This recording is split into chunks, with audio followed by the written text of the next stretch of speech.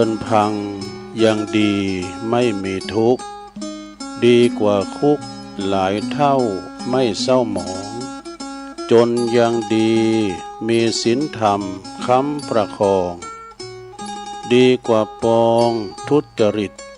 คิดร่ำรวย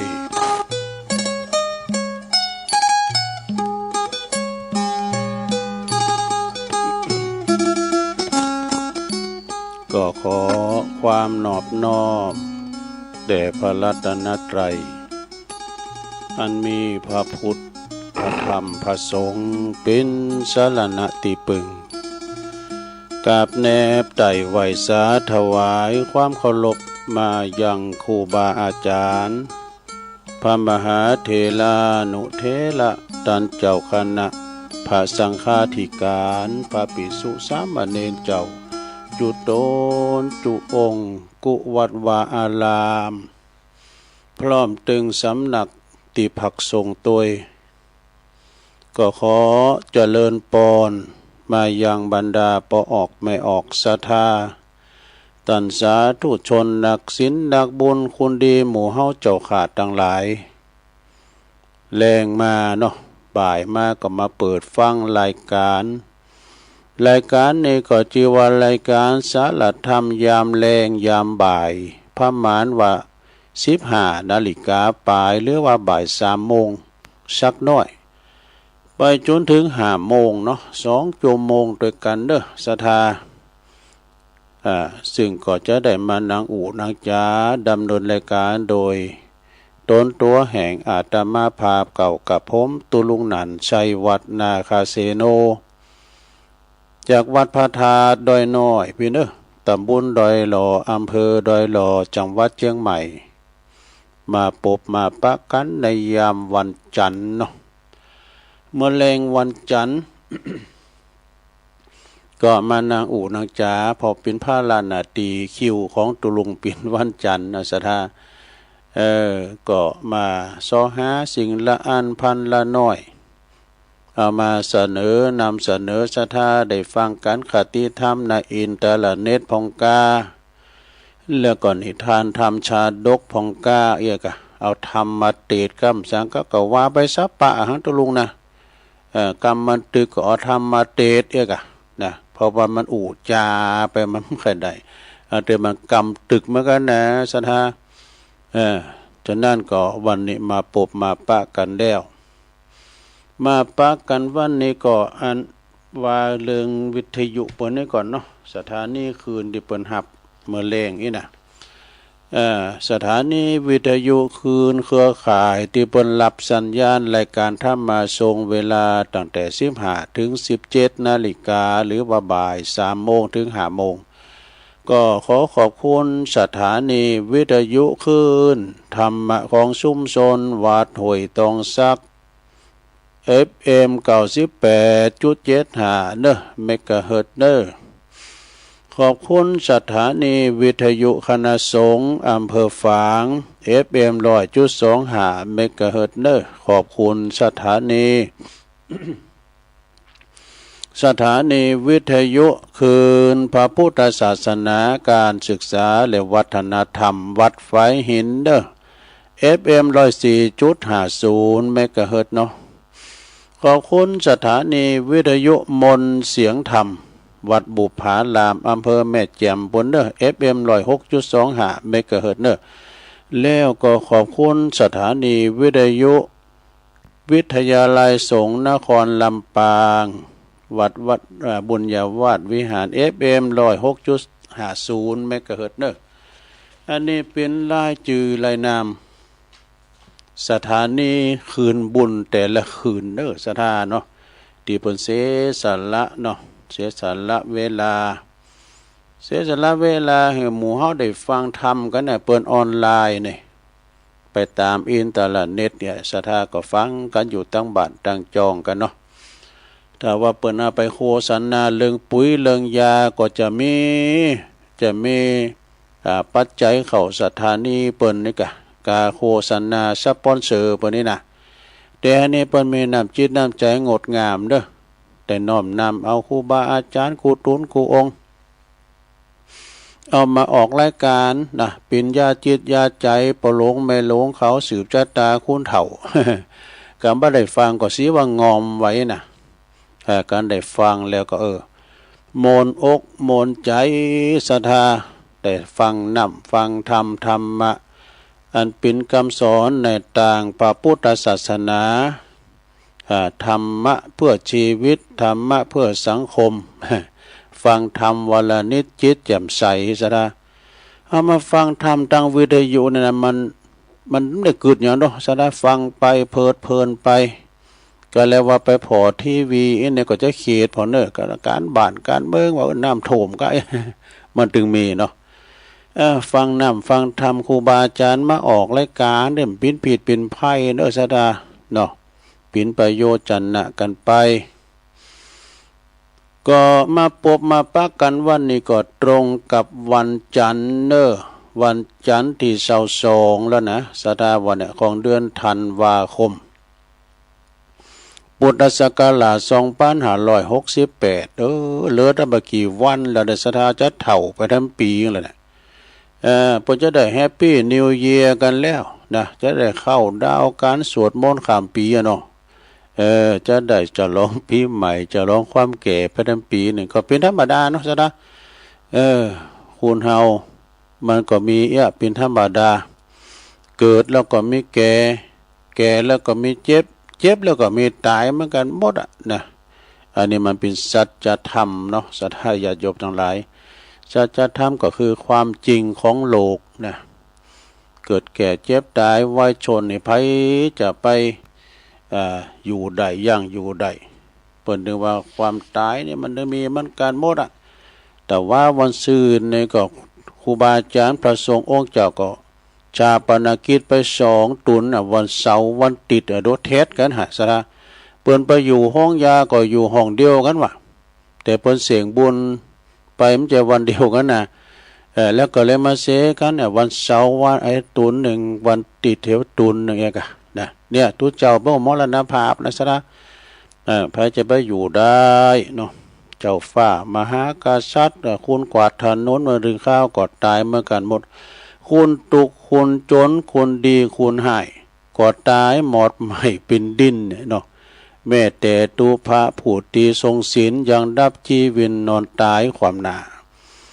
วังเอาอันยังปอลุงแม่ป่าแผ่นพระสุธายังมากบ่าหินบ่าผาก่อนเตาโหดย่างโหดแตกปินห้อยดูหิหาไปเตอะบ่ต้องไปขอยเงินของเต่าดอยเอาตัวไปถึงไหน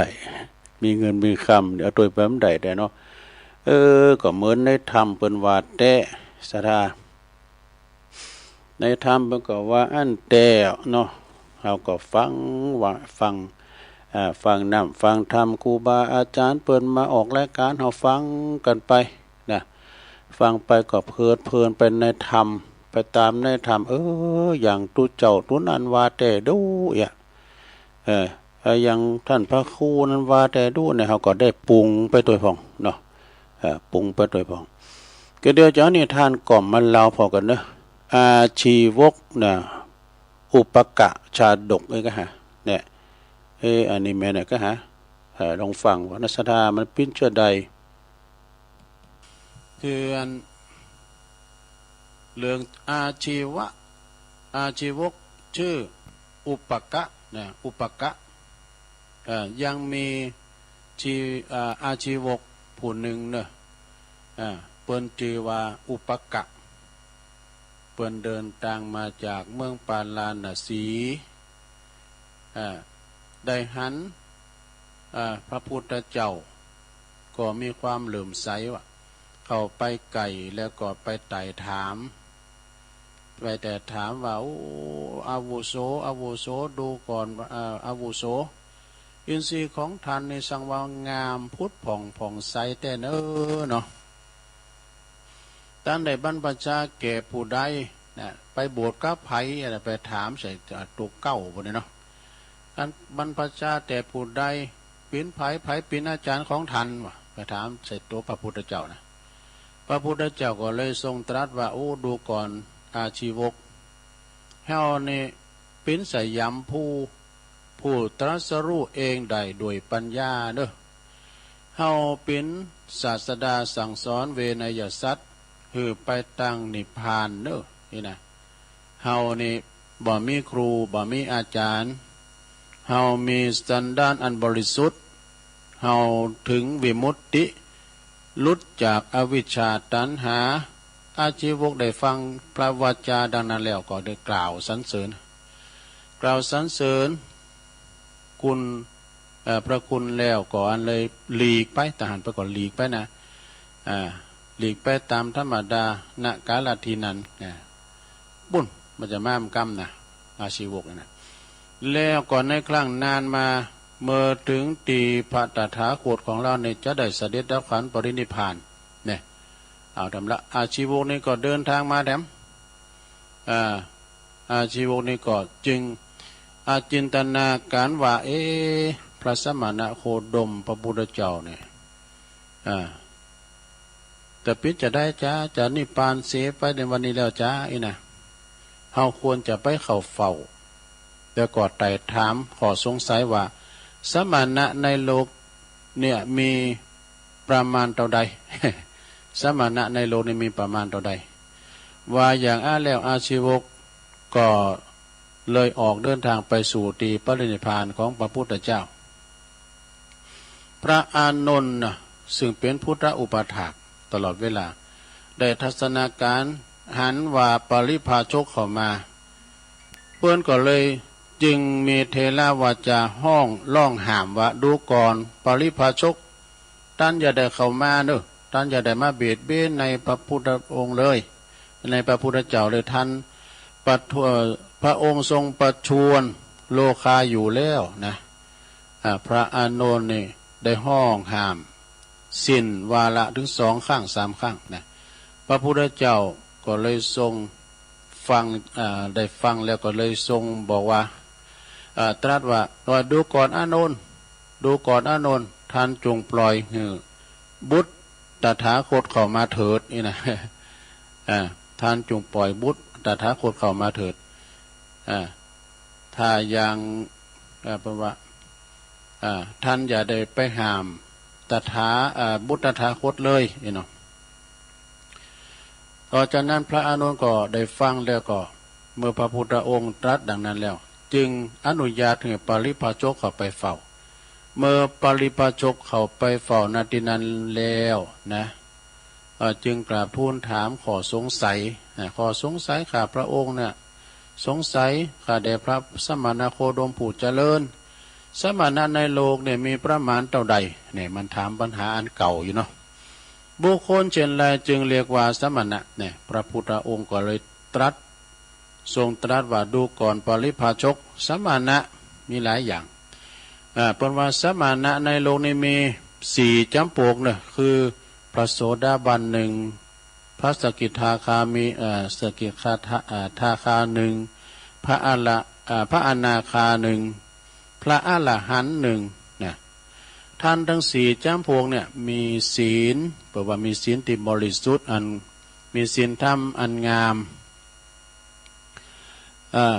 เป็นผู้ปิดเสยยังซึ่งอบายภูมิทั้ง4มีอริยมรรคนะแปลว่ามีอริยมรรควิถีบังเกิดแล้วในสันดานมีพระนิพพานปินอาภรณ์จึงได้นามอุดมว่าสมณะนี่ปริภาชกครั้นได้ฟังพระธรรมเทศนาของพระพุทธเจ้าแล้วก็เริ่มใส่ศรัทธาว่าจึงขอบรรพชาอุปสมบทนี่อันนี้ก็มาโบสถ์เนาะปริภาชกนี่นะสมเด็จพระตถาคตก็เลยอนุญาตให้พระอานนท์ได้บรรพชาเมื่อปลงผมคือขูดผมปริภาชกหันผมตกหล่นลงมานะโอ้ผมหัวเนี่ยจะธรรมดาเนี่ยขาวแล้วเลยเริ่มจะงอกแล้วอีกเนาะนะพิจารณาเส้นผมก็เลยสำเร็จเป็นพระอรหันต์เป็นพระอรหัตปฏิสัมภิทาญาณนี่ขั้นดับขันทำลายขันไปแล้วก็ได้ไปสู่นิพพานพระนิพพานเป็นบรมสุขนี่ ปริพาชกนี่ได้สำเร็จมรรคผลจากกองตุกเพราะว่าอยู่ในปฏิรูปประเทศนะอยู่ในปฏิรูปประเทศนะสดาเนาะเขตเป็นติดต่างแห่งพระพุทธศาสนาเนี่ยได้ทัศนะหันพระพุทธเจ้าก่อนกว่าคุณทั้งปวงโอ้เป็นไปป้าแสกก่อนหมดมีกุญใหญ่หลวงจึงจัดได้ว่าเป็นมงคลนะถามว่าพระพุทธศาสนาเนี่ยได้เกมยังก็แก่ว่าก็ได้แก่เพิ่นว่าพระไตรปิฎกพระปิฎกะพระปิฎกทั้งสามเนี่ยคือพระสูตรเพิ่นมีอยู่21,000พระธรรมขันธ์พระวินัยเนี่ยพระวินัยนี่มี21,000พระธรรมขันธ์แล้วก็พระปรมัตถ์มี42,000พระธรรมขันธ์อีดอกรวมกับ84,000พระธรรมขันธ์จบแล้วสดาญาโยมเนี่ยอันนี้เอามาเล่าให้สดาได้ฟังปิ้นตีเล็กๆน้อยๆก็คือปิ้นนิทานชาดกเรื่องปริพาชกเราให้สดาได้ฟังกัน ต่อไปนี่ก็เอานี่มาว่าทำคำด้วยกันเนอะสดาเนอะก็เดี๋ยวก็จะเตดน้ำเตดทำมือสดาได้ฟังกันนะเนาะสดาเนาะเจ้านี่เกมเลืองวันนี้เนาะเดี๋ยวโอกาสที่ว่าวันนี้ก็เป็นวันอังคารสดาญาโยมทั้งหลายในวันพุธวันนี้กันเนาะวันนี้ก็ขึ้นบึ้ดก็ฟังเนอะฟังกันดังอาจารย์เน้นหลักเนาะคนจะเข้ารายการเอาอันนี้ทำกล้ามในก่อนซะนะแม่เดินเพียงสูงมาโดนละหม่อมราชวงศ์คึกฤทธิ์ปราโมทย์โอ้ปนอายุได้74 ปีเขียนเป็นตอนนั้นไปเขียนนะชาลากถาหน้าคิดเคยว่าแล้วกันนะกฎของคุณเฮาในใจชีวิตเนี่ยสดาในวัยทองนะอย่างมีความสุขคือข้อที่1นะอาศัยอยู่บ้านของตนเองนะเนาะอย่างเป็นส่วนโตแล้วก็เป็นอิสระดีอยู่บ้านเพื่อนเฮานะเนาะลงเนาะข้อที่2ถือครองเงินฝากธนาคารแล้วก็ทรัพย์ไว้กับตัวเองบ่เดียวนี่นะสัทธายาโยมบ่ให้บ่ดีจะไปหือเลขไม้เลขอันนั้นหือไผเด้ออันธนาคารน่ะขนาดเงินอยู่ในธนาคารย่ำปลอดภัยแล้วลงนั้นมันไหลออกเมื่อใดน่ะเนาะ3อย่าไปขาดหวังว่าลูกเต่าเนี่ยจะมาเลี้ยงเฮาตอนแก่มันแน่นะสัทธายาโยมเนาะเขาก็ปอลูกปอเมเขาเขาจะมาขอเฮานะกันค้อนมีเฮ็ดก็ยังแควนแต่กันค้อนมีเฮ็ดในกันเนาะอย่างลำไยมาอู่ง่ายๆนะลำไยเนี่ยมันเป็นขุยได้นะใส่สารก่อนได้ใส่เมียงก่อนได้นะพายถึงเมื่อไก่ดูน้ำก็ไม่ได้กินค้อนมีเฮ็ดนะเนาะมันได้ผลประโยชน์หรอกก็อย่างว่าพ่อแม่มีไฮนาปาตั้งก็ดีมีเงินมีคำก็ดีนะซะนะโอ้บริวารลูกหลานญาติมิตรก็มาหอมมาล้อมนี้ซะนะเนาะแต่ว่าหอมมีอย่างก็อยู่กับบ้านกับจองแล้วลงเด้อมันไผตายแล้วมันจะเอาไปถูก ก็ถูกก็4เนี่ยซะนะเนี่ยหาเปิลเพิ่มครบทุกวัยนี่ก็ครบได้หมดนะ5อย่าเอาเปรียบตัวเองแล้วก็คนอื่น 6อย่าไปวุ่นวายกับชีวิตของลูกแต่กันเนาะลูกเขาก็โมสาละวนกับลูกกับหลานเขาเนี่ยนะมันต่างไปแล้วนี่เนาะเวลาเฮางับเงินเนี่ยพิ้นจะฮื้อจ้าลงไว้กันเฮามีเงินธนาคารกว่ายังแฟนหน่อยเนาะไปห้องยาอยู่ผู้ไหนอยู่ห้องพิเศษผู้ไหนเนาะลูกหลานเป้ากันบึ้ดๆได้น่ะมันมีของลูก กันมีของเอาไปห้องโล่มเนี่ยเอาห้องโล่มเลยอดตัวเด้อนะคุณเฒ่านะอยู่ห้องโล่มนะตุลุงเคยไปอ้างคืนหงขอที่นี้แล้ว เปิ้นก็บอกว่าจะไปเอาความชราเนี่ยมาเป็นข้ออ้างนะนี่แม่เขาก็เฒ่าแล้วอยู่กับสูไปมือหน่อย คือนอนอันนี้แม่เขาเล่งสูงเนาะเปิดเล็กล่องเรียกร้องความเคารพนับถือแล้วก็ความสนใจเนี่ยไปเรียกร้องความสนใจในหลวงเด้อ ได้กินกับเขาถึงวันกับพอดีแต่ความจริงมันก็เมียเนี่ยมันก็เข้าอยู่สุขสบายเหมือนกันเมื่อไหร่น้องหลวงเนาะครอบครัวที่อบอุ่นเนาะมีศีลมีธรรมพ่อแม่ลูกเนี่ยอาการแพ่งการครอบครัวที่อบอุ่นข้อที่8ฟังเสียงผู้อื่นแต่วิเคราะห์แล้วก็ปฏิบัติตามที่คิดเนี่ยอย่างอิสระดูสถาอันนี้ก็เป็นบอกว่าแถม30 ข้อโหมเอาตึงไหนตึงหันเนาะแถม30 ข้อเป็นว่าข้อที่ 1อย่าไปโกความแก่ก็ไปโกก็มาดึงแก่มาดิๆเอาเนาะโกมันก็แก่มาดิๆสถาก่อนนี่หนุ่มนี่เดี๋ยวนี้มันแก่มาดิๆ2อย่าเสียใจที่แก่ไปเสียใจเยอะที่แก่สถานะจงภูมิใจที่แก่เนอะปนสัมพองในปนยังไม่บุญได้แก่สักครั้งเนี่ยร่วมหายแต่จากเพื่อนะเนาะ3รีบหาความสุขเมื่อยังมีความสามารถนี่หลวงใครอยากกินยังใครตานยังใครไปเปิ้นกินเปิ้นตานที่ไหนเปิ้นไปรถไปลาไปโดยเปิ้นเด้อ ข้อที่4อย่ารอหาความสุขก่อนจะเสียได้ภายหลังนี่อันนี้อย่าไปรอเนี่ยเรามีความสุขนะคุณเอาเกิดมาตัวเดียวหลงใครอยากใครกินยังก็กินไปไปไหนก็อยู่บ้านฟังน้ำฟังธรรมบ่ได้มีวันคำ5หีบเด้อรีบไปเที่ยวตามสถานที่ที่อยากไปเนี่ยโอ้ยแม่นี่ใครไปวัดแล้วเลยอันก็มาแล้วมาวัดข้อที่6หาเวลาเจอกับเปิ่นเก่าปะกันเปิ่นเก่าตู้บ่เอ็มเดี๋ยวนี้เอาเท่านะแกหนาบ่ได้ก่อนย้ำอยู่แม่อยู่เช้าไปปะกันหงเหล่าได้เวลาชรามาเท่ามากับปะกันหงยาได้เอาปะกันแบบบัวเชิงแต่ก่อนใจอ่อนได้ก็มันกับไปตามสัจธรรมเราเนาะนะไปหาเปิ่นเก่าเราความหลังดื้อ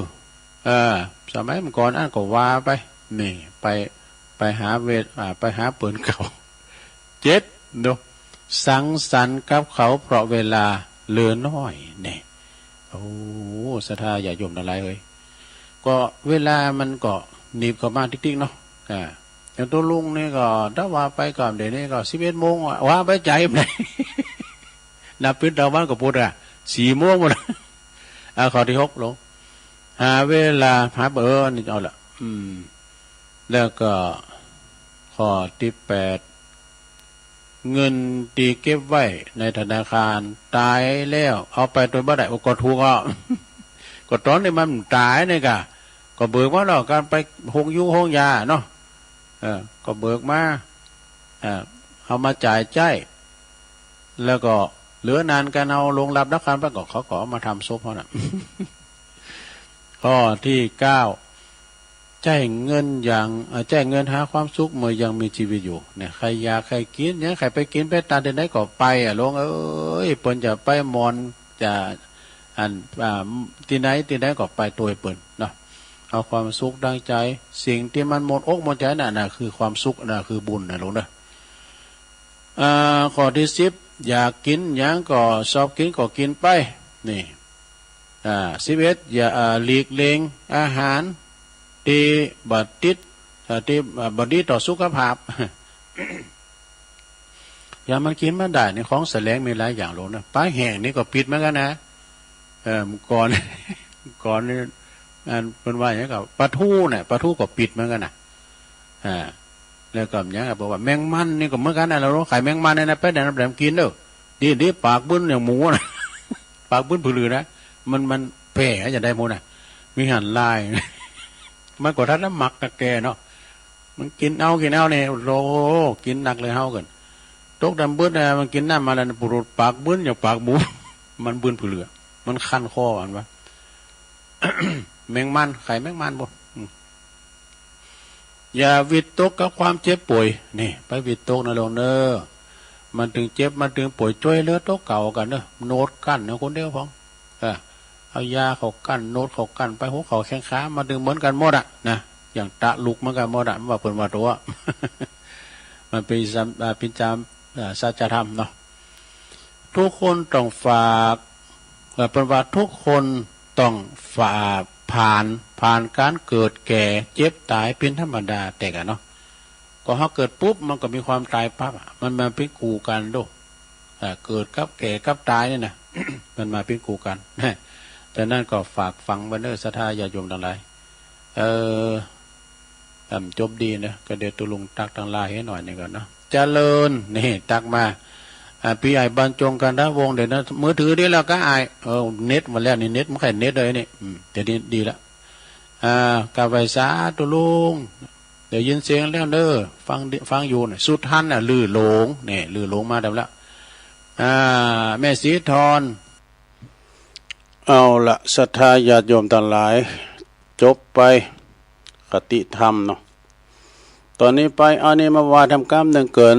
สดพองแห่งพองศูนย์ศูนย์นั่นเนี่ยโตโจยพองไตลักษณะหรือวัดไตลักคืมสังนี่ไตลักษณะพองกับว่าทงไตลงก็ตุ้มไปใจจะได้ต่างไตลักษณะคืออะไรไตลักแปลว่าความจริงความจริงของสรรพสิ่งทั้งหลายเนอะที่พระพุทธเจ้าเป็นคุณปะแล้วก็ยืนยันว่าสิ่งใดเกิดขึ้นสิ่งนั้นยอมบัดเตงเนอะปิ่นตุกแล้วก็บัดใจตัวเฮาแน่อันประกอบโดยอย่างพ้องหนึ่งอนิจจังอนิจจังในความหมั่นเตงดูเมื่อหู้ความเงงไปมามันอนิจจังแท้ๆนะมันยาวมแน่นอนยมเตงมันทุกสิ่งทุกอย่างเปลี่ยนแปลงตลอดเวลานะบ่มีสิ่งใดที่จะอยู่กับเฮาตลอดไปเนอะตัวอย่างก็คือยกตัวอย่างไงมือถือนี่มือถือรุ่นใหม่นี่นะวันนี้ อีก2 ปีมันก็จะพังไปหรือว่าอันใหม่เดือนรุ่นใหม่จะมาลบของเขาก็เก่าไปปีนั้นได้จังแล้วความหักวันนี้หวานชื่นวันน่ะอาจจะจบไม่สวยแน่จบไม่สวยนะความหักนั่นก็เป็นอนิจจังว่ะความสุขจากเงินทองมาแล้วไปแต่กันเนาะเงินทองไปเที่ยวเดี๋ยวก็กลับมาอยู่ด้วยเฮาเหมือนมันก็ไปมีสตังค์100นะอยู่กับมือเฮาก็เดี๋ยวรถพุ่มพวงแป๊บมาไปซื้อพักกาดก้าพักปังมาจอยใบ100นั่นก็ไปอยู่ที่เมกาเมกาขายไปตั้งหน้าทำกรรมหนึ่งเปิ้นมาซื้อโคเอาใบปานมาใบ100แลกไปอยู่ด้วยคนอื่นแล้วมันจะอยู่ด้วยเฮาตลอดเป็นอนิจจังแล้วก็2นะเจ้าอนิจจัง2นี่ตุกขังในปิ้นตุกหรอเพราะว่ามันบัดเตงนะเนาะจึงฝืนใจเฮานะอันตุกขังเนี่ยเฮาอยากคือมันอยู่แต่มันก็จากเฮาไปจึงตุกนะตัวอย่างก็คือ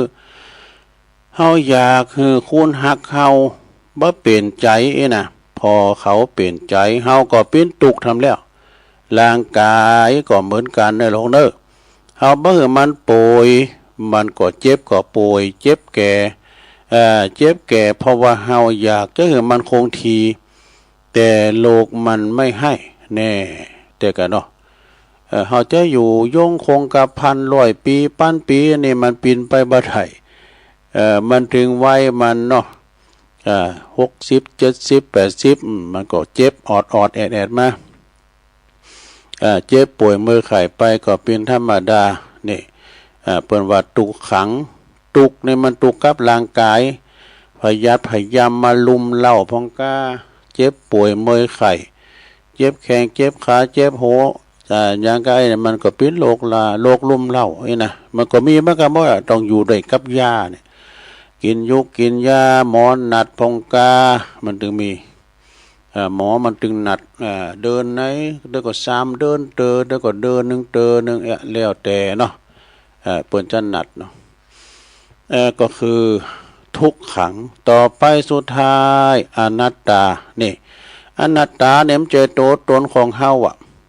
บ่ใจของเฮาสักกาก เปิ้นว่านะไม่ใช่ตัวตนไม่ใช่เราไม่ใช่เขาเฮาบ่มีอำนาจบังคับให้สิ่งต่างๆปิ้นอย่างใจแม้แต่ใจเฮาเนี่ยควบคุมบ่ได้ตลอดเนอะจิตใจเฮายังควบคุมบ่ได้ตลอดวันนี้มันไปเด้อเหอะเขามาโจรก็ไปอยู่อ่ะวันนั้นที่หันที่นี่กาดวันนี้เฮาไปเด้อเหอะถึงขาบมาก็ไปเสาะกินอยู่เสาะซื้ออยู่อีนะวันแรกนี่มาแรกนี่มันไปเนี่ยร้านเราต้องนะเหอะเขามาโจไปอยู่เนี่ยใจเฮายังควบคุมบ่ได้เนาะสะดาใจบันนักแน่นเนาะเฮาบ่อยากโคดอยากเกตเนี่ยบางครั้งมันก็ห้ามบ่ได้โมโหโตโสโคดเกตหือลูกหือหลานหือคุณข้างเคียงก้าหือเจ้าหมูเจ้าจุ่มก็มันถึงมีดอกบางครั้งก็ห้ามบ่ได้นะโกทะโกทังเนี่ยความใจหินใจป๊อดเนี่ยนะเปิดว่าโทสักขิไฟดอกมันใหม่ใจเฮาบ่อยากแก่เนาะเฮาบ่อยากแก่บ่อยากเก็บแล้วก็บ่อยากตายแต่ก็มันห้ามมันบ่ได้สรุปง่ายๆก็คือภาษาเจ้าบ้านว่าทุกอย่างในโลกมันไม่แน่นอนอนิจจังนี่มันเป็นอนิจจังเด้ออนิจจังคือความเต็งมั่นนะบ่แน่นอนแม้แต่ใจเฮาก็ย้ำแน่นอนนี่นะพอบ่แน่นอนแล้วใจก็ตุกก็คือตุกขังพองกับว่าตุกขังเนี่ยตุก็ตุกขังก็คือหมูมันขังอยู่ในคอกอันนี้เป็นคำลิ้นแล้วก็เฮาบ่มีทางบังคับให้มันเป็นอย่างใดอย่างใจใดอนัตตาเนาะอนัตตามันก็แล้วว่าแต่แล้วว่าใดอันยังการฮู้เป็นไตรลักษณ์ในอนัตตาเนี่ยเฮาจะบ่ยึดบ่หลงกับสิ่งที่เปลี่ยนแปลงเนาะมันเปลี่ยนแปลงไปตลอดเวลาอย่างปีเนี่ยเพิ่นจะเปลี่ยนพศแล้วนะบางคนนี่ก็จะลุงโลดหรือว่าลงโรยหรือว่าร่างกายของเฮาจะสุดโทรมลงไปเนี่ยไข่ตึงหาปีแล้วเนาะปีแล้วเฮายังเตียวได้พื้นๆเนี่ยปีนี้เฮาได้เจ็บหลังเจ็บเอวเตียวไปไหนไปวัดไปว่าก็ไข่แพ้วต้องใจไม่เต้าปีนี้จะได้ปึงไม่เต้าแล้วเนี่ยมันจะเปลี่ยนแปลงไปนะเฮาก็จะค่อยๆเนอะปลงวางทุกอย่างลงด้วยความเข้าใจเนี่ยบ่ใจฝืนนะเฮาจะเริ่มหูกับปัจจุบันแล้วก็หันตุกตรงจุดเพื่อดับมันได้เนี่ยอันนี้เป็นธรรมวินัยจากพุทธโอษฐ์เนอของพระพุทธเจ้าเรื่องอนิจจังความไม่เที่ยงนะอนัตตาความเป็นทุกข์ทุกขังความเป็นทุกข์อนัตตาความไม่ใช่ตัวตนของเราจบลงไปสาธาก็ขอบคุณเนอที่เพิ่นส่งมาเนาะตามในอินเทอร์เน็ตนะสาธาญาติโยมทั้งหลายก็ฟังกันไปแล้วเพิ่นก็ถึงบอกว่าจิตในทางพระพุทธศาสนามี5อย่างหนึ่งจิตขุ่นมัวเศร้าหมองเพราะกิเลสนิวรณ์5นี่มีกามฉันทะเป็นต้น2ถ้าจิตเฮาล่าเริงผ่องใสก็เพราะเฮาหืดตาลเพราะมีศีลนั่นเอง3จิตสะอาดเนาะจิตสะอาดก็เพราะปราศจากอกุศลเนี่ย4จิตสงบก็ด้วยสมาธิแล้วก็5จิตบริสุทธิ์ก็ด้วยปัญญานี่ปัญญาโลกัสสมิงปโชโตนะครับเนาะปัญญาเป็นแสงสว่างในโลกก็เป็นข้อคิดดีๆเนาะศรัทธาญาติโยมทั้งหลายไปฟังกันไปศรัทธาญาติโยมเฮาที่อยู่กันทั้งบ้านทั้งจองที่จริงแล้วก็เมื่อแรงก็ฝนฟังก็หลายอยู่แต่ก็บันเตานะบัดเตามันสังตุมันบัดเตาตอนเมื่อค่ำยามคืนเนาะเมื่อค่ำยามคืนเนี่ยก็คนก็จะฟังกันหนักกันหลายอยู่เพราะฉะนั้นก็คณะศรัทธาญาติโยมก็ฟังกันไปมีข้อคิดทำกรรมหนึ่งนะ อาจารย์ท่านพระมหาประสิทธิ์ธรรมาภินันโทเป็นว่าคาถากันจนกันตุกนะจนก็คือทุกข์เลยนะคาถากันจุนนี่เป็นจะได้นะประวันหนึ่งมีอยู่10อย่างก็ว่าแพ้กระไดก็จดว่าเนอะคาถากันจนนะกันตุกนะหนึ่งอย่านอนตื่นสาย คุณได้ลูกหลานลูกควายมาดื่มแตนบนกันไปกาดไปลีเนี่ยเจาะจีนมันลาบหรือก็จีนแกงนะดูพักก็กินตั้งเก่านะตั้งปลายก็เปิดเอาไปกินมาละนี่นะสองอย่าอายในอาชีพเนี่ยเปิดว่าอย่าอายบางคนเนี่ยไปอายอาชีพพดรูปพองเปิดเก็บไข่ยะเนี่ยมีเงินเป็นล้านพอเปิดเก็บเปิดหอมเนาะขอเหอะมันเป็นอาชีพที่บริสุทธิ์บ่หลักบ่ชอบบ่โกงของไผไอ้น่ะเก็บหอมล้อมลิดไว้นะอาชีพเฮาจะเป็นจะใดเฮาก็เคารพในอาชีพนั้นเนี่ยเคารพในอาชีพนั้นเฮาเป็นกรรมกรโสปูนสมปูนก็ใจบาใจแหงนะแล้วเปิ้นได้นางออฟฟิศนะเปิ้นเป็นครูเป็นมาก็ถูกแล้วก็เปิ้นเฮนมาโลเฮา เฮาบ่ได้ห้ามบ่ได้เฮนก็อักะค่าแรงขั้นต่ำ300 บาทเนี่ยเนาะ ก็ทำไปจะไปอาชีพเนอะสามอย่ารับเป็นหนี้อย่ารีบเป็นหนี้กันนะเนาะ เป็นหนี้เป็นสินเบิ่นเนี่ยมันก็ถึงบ้าโมนตัวลุงก็เคยปีนมาแล้วนะเคยปีนหนี้ปีนสินไปมาเหมือนกันนะโอ้กันเฮาอยู่ดีกินได้ป้าเจ้าหมูเจ้าจุ่มเนี่ยบ่ตบแข่งตบไข่เอาไข่หัวคะค่าๆดอกกะหันจอนี่ปุ๊บบ่ได้บ่รู้ตีนผายมือผายน่ะเปิดตัวเยอะอันนั้นมีด้วยนะฟังกันเด้ออันนั้นมีด้วยอินาตานังทุกขังโลเกการกู้หนี้นั้นเป็นหนี้เป็นทุกข์ในโลกนะก็นะไผมันเคยเป็นหนี้ก็ฮู้กินอิ่มนอนบ่หลับเนาะ4ข้อที่4อย่ามีแต่ของผ่อนครับโอ้ผ่อนบ่เดี๋ยวนี้ซ้ำให้รายได้เฮามันจะได้นักนะมันจะเป็นคู่ด้วยการผ่อนนี่ การผ่อนนี่เพิ่นต้องมีเงินเดินเนาะเป็นครูบาอาจารย์ก็รับราชการเนี่ยเนาะอันนั้นเพิ่นผ่อนได้ก็เอาเซาะมื้อกินมื้อนี่มันไปปอเนาะกันถึงแล้วก็รู้ว่าโวยอันนี้ก็เดี๋ยวก็เดินเดี๋ยวก็มันอะไรมาเช็คบินอะไรอย่ามีแต่ของผ่อนเนี่ยแล้วก็หาเด้ออย่าย่อนเรื่องออมเงินเนี่ยออมเงินนี่ออมไว้ติ๊กๆเด้อตามจำเป็นจะไปเบิกมันมาเด้อลงเอ้ยเอาให้มันห่อไว้นั่งนาก่อนมันได้หลายพอแล้วก็ก็สบายนะเก็บไว้แปะไว้กับเนื้อกับตัวฝากธนาคารบนเด้อนะ6อย่าเดินหาอบายมุขด้วยอบายมุขก็บ่อนกัมสังฆาเนี่ยคาสิโนก็เนาะบ่อนนี่นะกันเข้าบ่อนเอาเงินไปกำเขานั่นน่ะดงเอ้ยเฮามีเงินหน่อยนะเขาดูดไปหมดงานอบายมุขต่างๆเนาะเขาหาตั้งอบายมุขเป็นตั้งที่เสริมเนี่ยนะเนาะสดาเปิ้นลิ้นได้บ่ก็ดีก็มันบ่ได้นี่กะก็มันได้ก็พิษลูกพิษเมแถมแล้วก็ไปงานศพเมาเหล้ามาแล้วเมไปก็ปิดตัวเนาะ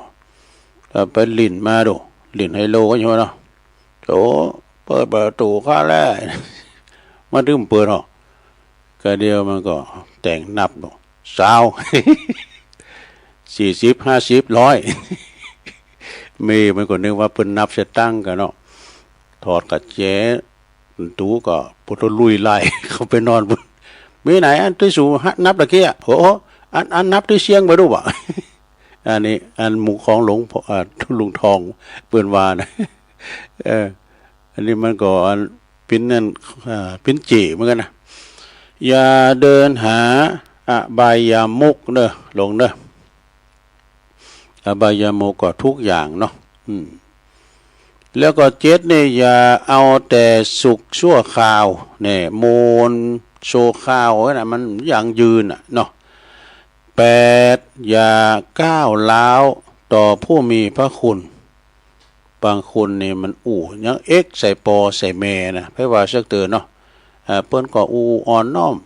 ถ่อมตนเอามาพอครูบาอาจารย์นะสิท่าครูบาอาจารย์เนี่ยเปิ้นจะเป็นบุญต่อกันเนาะทำบุญกันมาจัดแล้วบางหลังบางคนเนี่ยใจปีใจน้องนะครูบาก็ให้เป็นหนุ่มมอนนอนเสือนะบดโอ้ยอาบน้ำแต่งโตเจ็ดเนอเจ็ดโตลูกปุกนอนน่ะเปิดมาตอบมาปังกันเนาะใจสายเลือดเดียวกันนะสดาแต่บางทีก็เป็นกันนะทุกโมนยกมือกำไหวกำเนอเปิดกับครูบามหาเถระนะเนี่ยเปิดกันโมนจะไปเอกซาเอกดำปอเมเนี่ยก็คือปิ้นผัดเจ้าคินเนาะนะเป็นผู้ที่มีพระคุณอย่างยิ่งใหญ่ถ้ามีเปิ้นในเฮาก็ไม่ได้เกิดมานะเปิ้นเด้งใหญ่ก้องใหญ่เลี้ยงใหญ่มาแล้วปรสูงเกินเลยเลี้ยงใหญ่มันก้องใหญ่นะซะนะเนี่ยเปิ้นดึงว่าอย่าลบหลู่บุญคุณท่านผู้มีพระคุณบวชต่างปอต่างแม่ต่างแต่ครูบาอาจารย์ประสิทธิ์ประสาทวิชาความหูเนาะปอแม่นี่เป็นคู่คนแรกดูครูคนที่สองที่สามกับครูที่เปิ้นสอนก็ไก่ขอไข่บ่นะยังมันมีครูมาดูนะครูเก่าครูปลายครูตายครูยัง ครูที่เปิ้นประสิทธิ์ประสาทวิชาความหูของเฮาเนี่ยจะไปลบหลู่บุญคุณเปิ้นนะจะไปกล่าวเล่าต่อผู้มีพระคุณ9ข้อที่9อย่าลงทุนไม่ศึกษาเนี่ยไปลงทุนดิมศึกษานะมันจะได้ก็ทุนมันจะได้ก็กำให้มันจะได้ก็มันต้องศึกษาก่อนดูนะอย่าลงทุนไม่ศึกษานะ10สุดท้ายลงเนอะอย่าเสียเวลากับสิ่งไร้ค่าในชีวิตนี่สิ่งไร้ค่าในชีวิตนะสถาอันนี้ก็เป็นข้อคิดอยู่10อย่างนะคาถาแก่จนนี่นะคาถากันชนกันไว้นะ1อย่านอนตื่นสาย2อย่าอายอาชีพ3อย่ารีบเป็นหนี้4อย่ามีแต่ของผ่อน5อย่าหย่อนเรื่องออมเงิน6ข้อที่6อย่าเดินหาอบายมุข7อย่าเอาแต่สุขชั่วคราว8อย่าก้าวร้าวต่อผู้มีพระคุณเนี่ย9อย่าลงทุนไม่ศึกษาแล้วก็10อย่าเสียเวลากับสิ่งไร้ค่าในชีวิตมี10อย่างด้วยกันเนอะอาจารย์ท่านพระมหาประสิทธิ์ธรรมภินันโทเปิ้นเขียนมาเหอะเนาะศรัทธาข้อคิดนะอันนี้เป็นกรรมในธรรมะนี่นะศรัทธาญาติโยมการไปศึกษาธรรมะแล้วเนี่ยมันจะได้ลึกซึ้งในธรรมะจะได้ผ่อนคลายจะได้ปล่อยวางเนาะศรัทธาถ้าไผมีธรรมะนะหุนหันพันแล่นเปิ้นว่าเนี่ยก็โคตรก็เกลียดอีนะมันใจมันนิ่มนะมีแต่โมโหโตโซนะเพราะว่าธรรมะนะมีทั้งฝ่ายธรรมและอธรรมเนี่ยมี2อย่างเฮ้ยธรรมะมีทั้งฝ่ายธรรมนี่ฝ่ายดีนะและอธรรมผู้ที่เห็นธรรมะหรือว่าผู้ที่เห็นธรรมะควรศึกษาให้ดีมีข้อพึงสังเกตดังนี้เนอะคือธรรมเนี่ยจะสร้างมิตรได้กันเนาะธรรมเนี่ยจะสร้างมิตรนะศรัทธาการทำมีธรรมเนี่ยมันถึงไหลหากันด้วย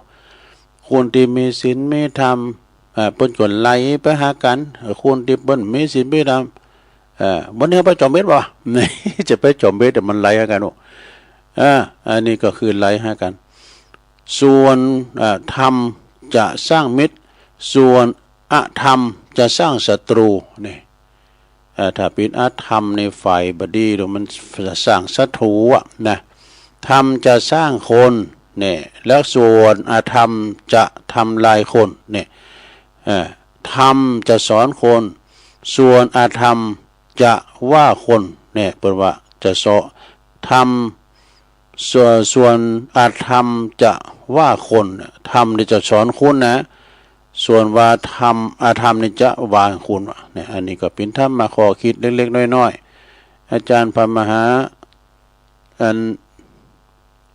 ท่านมหาประสิทธิ์เปิ้นมอบหมายมาเหรอเนาะแล้วก็ศรัทธาญาติโยมทั้งหลายก็ยังมีข้อคิดทำกล้ามเบอว่าอย่า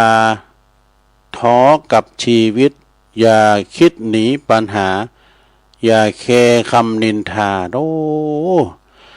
จะไปแคร์คำนินทาเด้อนะนินทามันจะมีกันหมดนินทาเป็นว่าคนไม่ถูกนินทาไม่มีในโลกนะมานัตติเนี่ยโลเกอนินทิโตนะคนไม่ถูกนินทาไม่มีในโลกก็จะต้องถูกนินทาเหมือนกันหมดนะคนเมืองคนใดมีปราชญ์คนดีจิตธรรมนำชีวีประพฤตินะคนสร้างกุศลเป็นสีเลิศล้ำลองลือเมืองทางศีลภาวนายึดในธรรมเหินนำทางเนี่ยยึดในธรรมนำทางนะศรัทธาญาติโยมเพิ่นว่าแก้วนะแก้วเจ้าสามดวงชัยรัตนาประเสริฐเลิศล้ำคายิ่งหนักแก้วหมดนะแก้วมดโลกเทียบมาบ่เต่าแก้วสามดวงเปิ้นว่านะพองแผ่ววิสุทธังดับกิเลสใจได้แก้วเนี้ยกูสิ่งกูอย่างถึงเตาแก้วสามดวงเด้ออีนะเปิ้นว่าเนาะญาติโยมทั้งหลายอันนี้ก็เป็นข้อคิดเล็กๆน้อยๆนำหือศรัทธาได้ฟังได้พอกันได้ฟังกันเนาะศรัทธาแต่คุณมาอยู่ตีนในหนังสือก็ดีในอินเทอร์เน็ตก็ดีเนี่ยมันเป็นธรรมดาอันนี้ก็ยาวมากันเด้อเป็นของแม่เดือนเพ็ญทิมหว่างเปิดว่าสัจธรรมตอนเข้ามาเนี่ยซะนะเจ้าก็มาคนเดียวเนี่ยตอนไปเจ้าก็ไปคนเดียว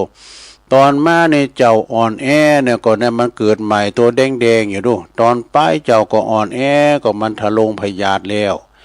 ตอนมาเจ้าบ่มีเงินมาเนี่ยเจ้าบ่มีเงินทองบ่มีข้าวของมากมายเนี่ย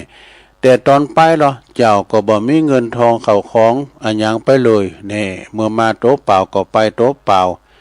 สมบัติภาษาฐานทั้งหมดก็เอาไว้ปิ้นหือลูกหือหลานสายเลือดแตนไปกันเนาะตอนเจ้าอาบน้ำเหรอข้างแรกมีคุณอาบหือเจ้าเนี่ย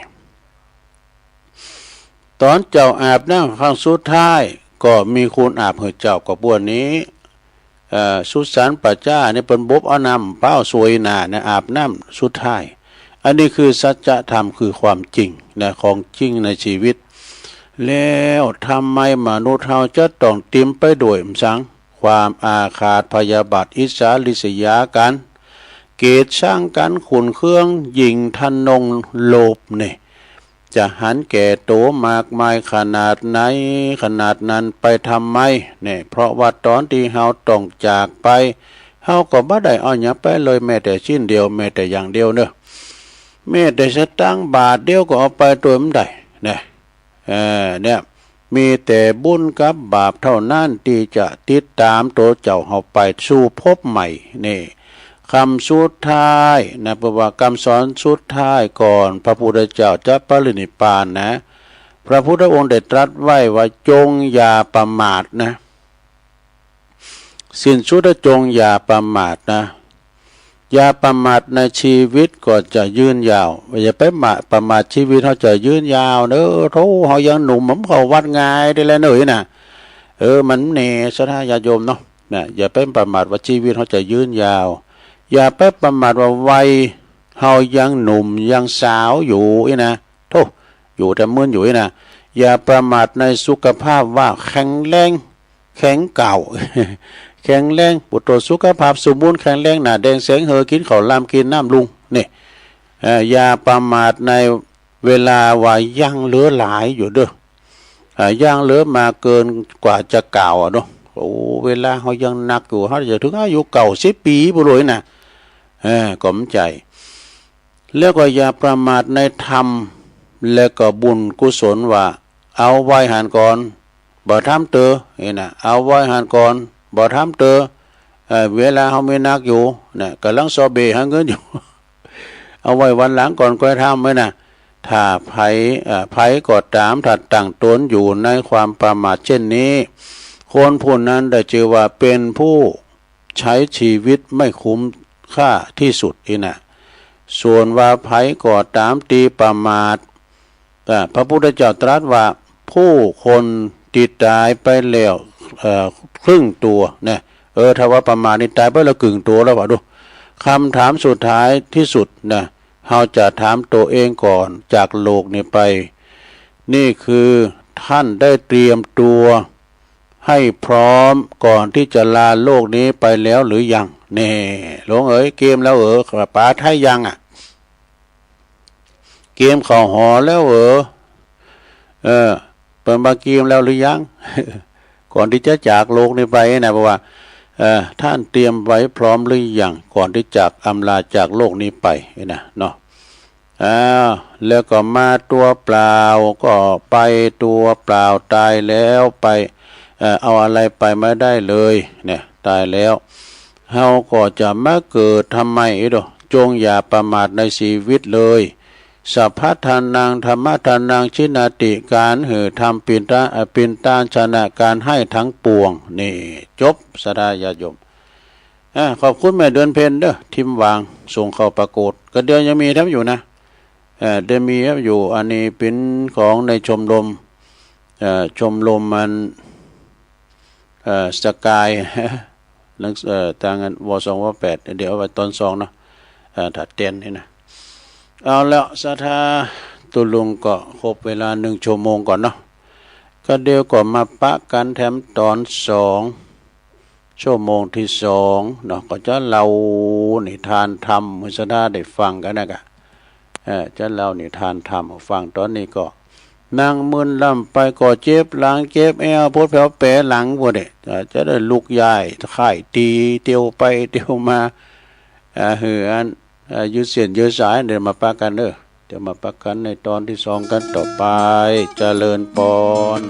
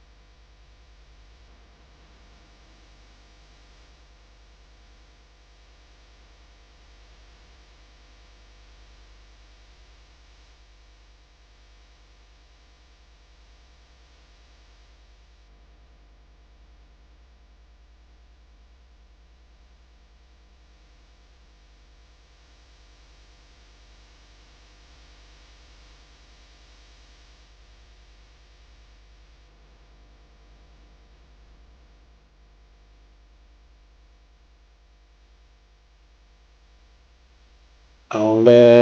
วศรัทธาสาธุชนญาติโยมทั้งหลายตัวลุงก็พักเบรกเนาะพักครึ่งก็เตียวไปเตียวมาอยู่เส้นอยู่สายแล้วก็กินน้ำกินทาจุ่มคอมาก็มานั่งอุกันต่อเนาะในชั่วโมงที่สองตอนนั้นนี่ท่านทั้งหลายก็กำลังฟังรายการสารธรรมยามแลงยามบ่ายเนอะตั้งแต่เวลาบ่าย3 ถึง 5 โมงเหลือทำชั่วโมงหนึ่งก็เนอะศรัทธาขณะนี้ท่านกำลังฟังรายการสารธรรมยามแลงยามบ่ายดำเนินรายการโดยอาตมาภาพ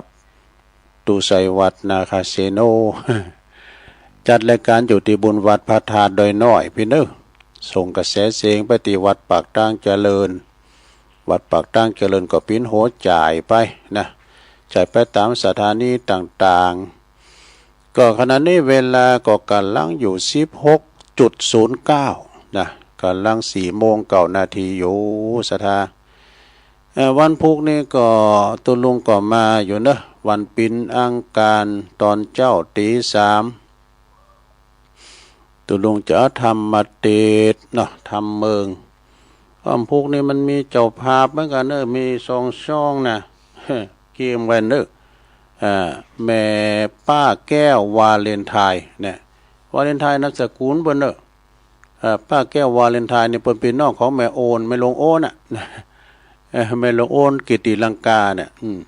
แต่แม่ดีมณีโตเลยนะปาดตึงปุ่นนะบันใหม่ปาดตึงดอยหล่อเขาเนี่ยจะปิ้นเจ้าภาพและสอดธรรมมาว่าก่อนเนาะศรัทธาตอนนี้ก็เจ้านิสีหนาวมาเนอะเมื่อเจ้านิสีหนาวเห็ดมาเนอะนะกันเขากำยามหนาวเนี่ยมันปึงหน่อยเขากำเลยนะกันว่ามันห่อนใจพัดลมไม่โอ้นะแกกันเขากำเนี่ยมันปึงกันหน่อยศรัทธา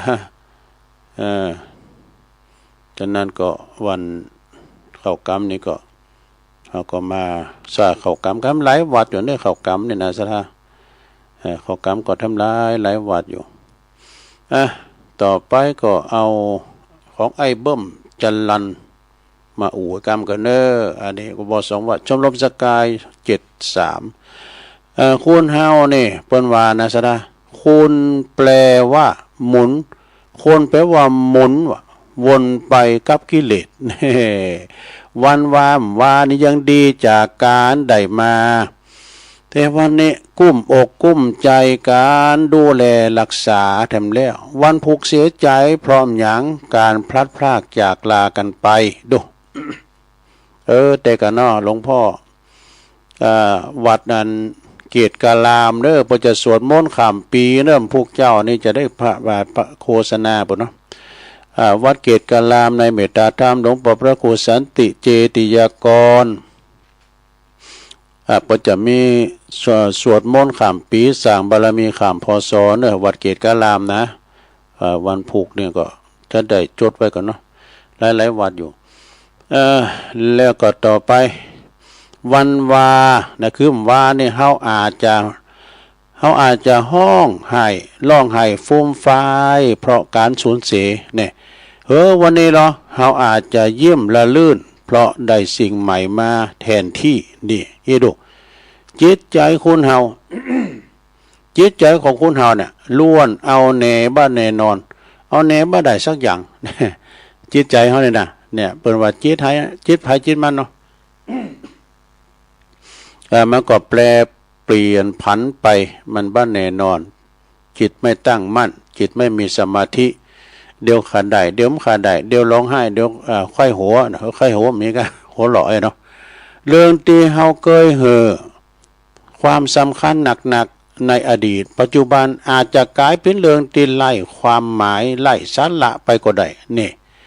ไม่อันนี้จังนะเนี่ยอันนี้จังเนี่ยมันหมันเตียงเดียว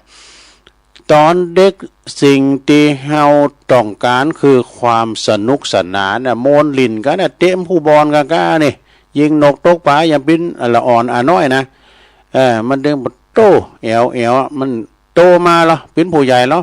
จิต ใจก็กลับกายแสวงหาความสุขแล้วนี่เมื่อเข้าสู่วัยชราเหรอสิ่งที่มีการที่สุดก็คือความสงบนะโอ้โหก่อนนี้ปวดโต๊ะนะสมัยหนุ่มๆเนี่ยปวดเครื่องไปไหนก็ไปหันไอ้ดอกเปิ้นนั้นเปิดเครื่องที่ไหนไฟแจงไหนไปเปิ้นสายหนังเปิ้นเล่นอีเกโดนตีไปไอ้น่ะมันสอบสนุกสุขเสริญนะยามหนุ่มนะโอ้สอบเปิดเพลงตึงตั้งมีเทคไกนะโอ้บัดเดี๋ยวนี้ว่าเปิ้นว่าตัวก็ได้ยินพระน้อยปืดโทรศัพท์ดังก่อนนึงโอ้มันจะมาเข้าหูออกหูหมดแล้วนะยามเมื่อเฮาอยากได้สิ่งใดจะมีเหตุผลทำให้เฮาเนี่ยสิ่งนั้นจำเป็นสำหรับอยู่เสมอเฮาเสมอนะเมื่อว่าเฮาต้องการก็จะจะยัดเยียดข้อเสียเบอร์พลักไสนี่แหละคือวิถีชีวิตคนที่มันหมุนไปกับกิเลสเนอนี่อีโดสดามันหมุนไปกับกิเลสนะเนี่ยเป็นอย่างนั้นแล้วก็อันนี้ดูอันนี้เป็นมาวันที่4 ธันวาแล้วเหมือนกันนะของไอ้เบิ้มจรันนะชมรมสกาย73เอาความโกรธนะครับเนาะ ความโกรธโมโหโตโสนะ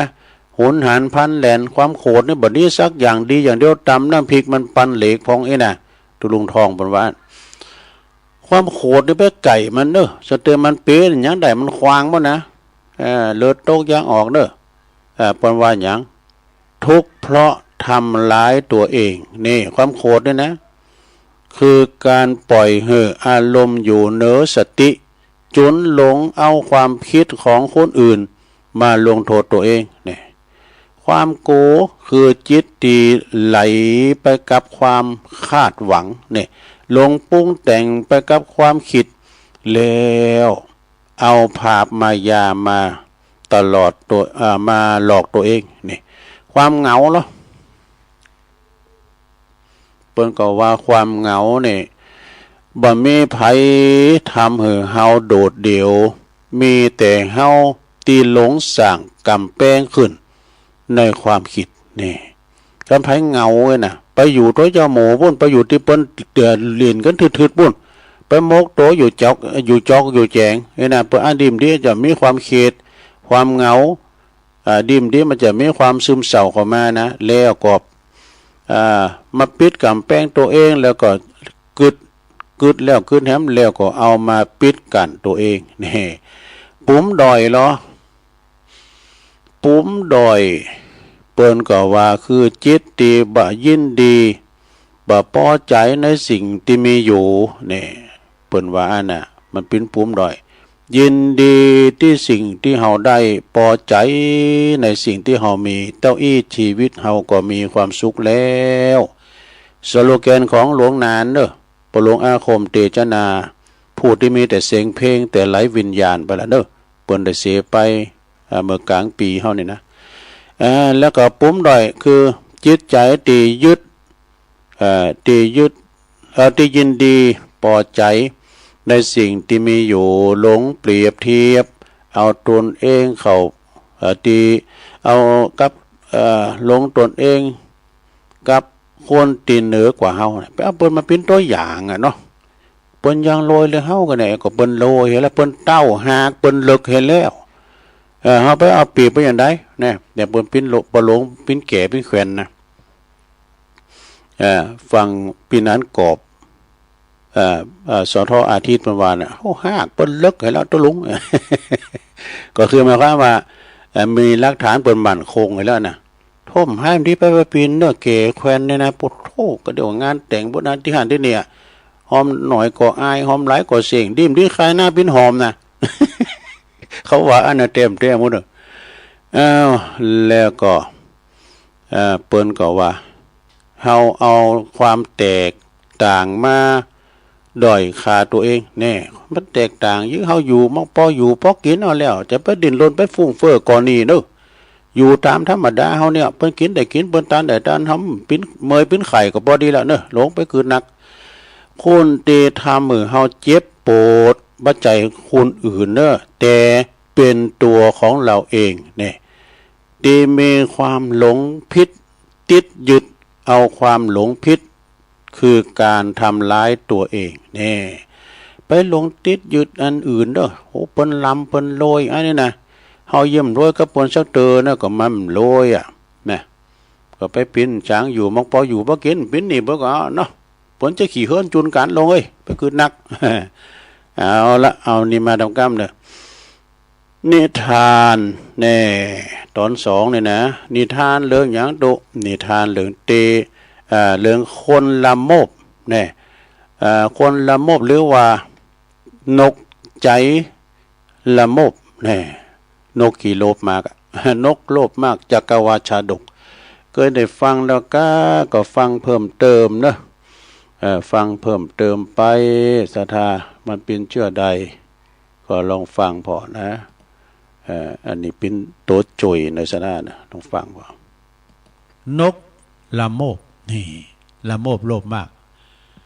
ณเชตวันมหาวิหารพระพุทธเจ้าตรัสชาดกเลินิเปิดสอนพระภิกษุละโมบนะรูปหนึ่งหันว่า หันว่าความปิ้นคนตีบ่หูจักป้อน่ะปิ้นบุคคลที่น่ารังเกียจเด้ออีน่ะเพราะว่าตุเจ้านี่เปิ้นละโมบนะละโมบโลภมากแล้วก็ปิ้นตีรังเกียจของสาธุเจ้าตั้งหลายไปที่ไหนก็กินของเปิ้นไหวของโต เฮ้ยอย่างตุลุงเลยยะโอ้สุมาน้ำใจแหละสุมาเนี่ยเราควันตัวเก่า มีใจความว่าอย่างนี้นะลงเนอะในอดีตมีกาตัวหนึ่งกานี่เป็นนกนะคือกานี่เป็นบอกว่ามันมีคติธรรมนะจงเอาเยี่ยงกา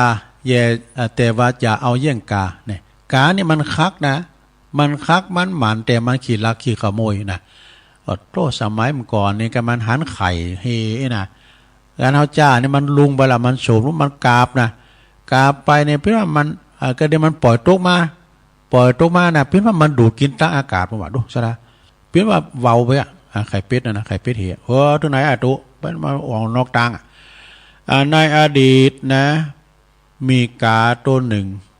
เป็นผู้ที่มีนิสัยที่ว่าละโมบอย่างมากทั้งที่มีสากจ้างอยู่ตึงโตแล้วดูเป็นอาหารแต่กินแต่เป็นเดินบนนะแต่บ่หูจักปอกาตัวนี้นะมีอยู่หันวันหนึ่งเกิดอยากกินปลาใช่ไหมเนี่ยมันก็อยากกินปลาแล้ว อยากกินปลาขึ้นมามันก็จึงบินไปริมแม่น้ำคงคาเพื่อหาสากปลามากินเป็นอาหารวะนะแล้วก็ปลาก็กินปลาแล้วได้2-3 วันนี่มันก็ใครอยากกินผลไม้ใครอยากกินโถเล่นนะวันโถเล่นแต่มีใครอยากกินใครอยากกินผลไม้ขึ้นมาอีกเนี่ยมันจึงบินไปในป่านะระหว่างนั้นก็ไปปะกับ